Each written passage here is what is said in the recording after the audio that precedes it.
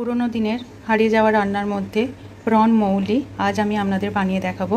চলুন বানাই। ইস লাইফস্টাইলে আমার প্রিয় দর্শকদের অনেক অনেক স্বাগত। আজ আমি বানাবো পুরনো দিনের মহারানী গায়ত্রী দেবীর বই থেকে নেওয়া একটি পুরনো দিনের রেসিপি, যেটা হচ্ছে প্রন মৌলি। প্রন মৌলি এই রেসিপিটার জন্য আমি মাঝারি সাইজের প্রন নিয়ে নিয়েছি, আর এতে সামান্য একটু নুন আর হলুদ মাখিয়ে রেখে দিয়েছি।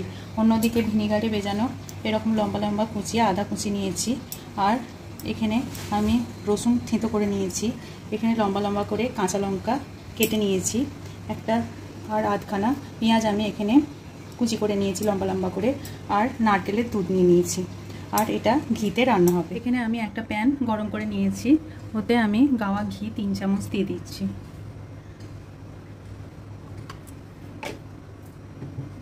এবার ঘিটা আমি একটু গরম করে নেব।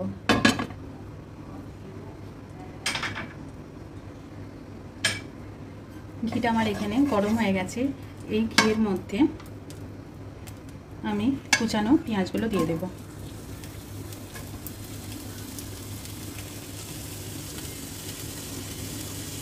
একটু লাল লাল করে ভেজে নেব।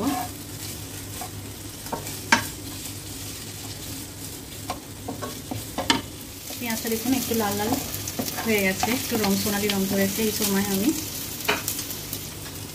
এখানে কেটে করা রসুন দিয়ে দিলাম। রসুনটা ঘিয়ের মধ্যে পেঁয়াজের সঙ্গে ভালোভাবে নেড়ে চেড়ে একটু ভাজা ভাজা করে নেব।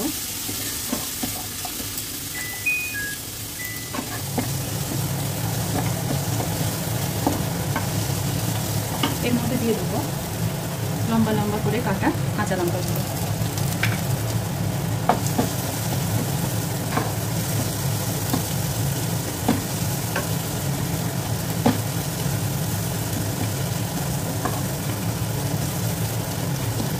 নেড়ে চেড়ে এর মধ্যে দিয়ে দেবো ভিনিগারে ভেজানো আদা কুচোগুলো, লম্বা লম্বা করে কুচিয়ে রেখেছিলাম, সেটা আমি দিয়ে দিলাম।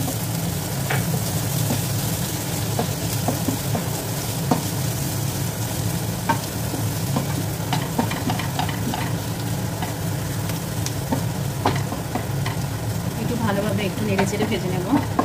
দিয়ে দেবো 1 চামচের মতো হলুদ গুঁড়ো, দিয়ে ভালোভাবে নেড়ে চেড়ে নেব।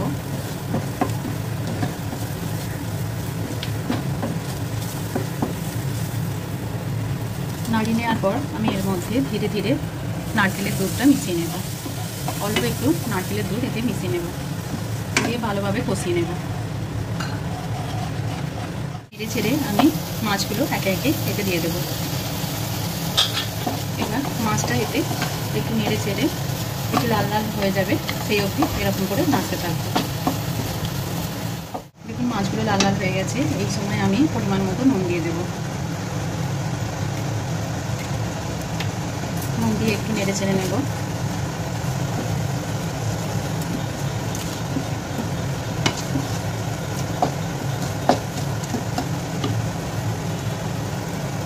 এবার ধীরে ধীরে আমি নারকেলের দুধটা এতে মিশিয়ে নেব।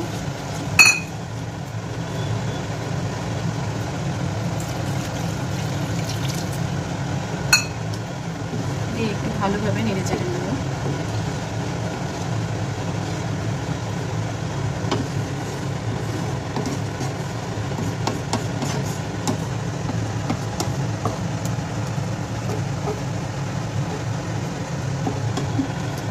এবার এই নারকেলের দুধের মধ্যে একটু ফুট আসতে অপেক্ষা করব।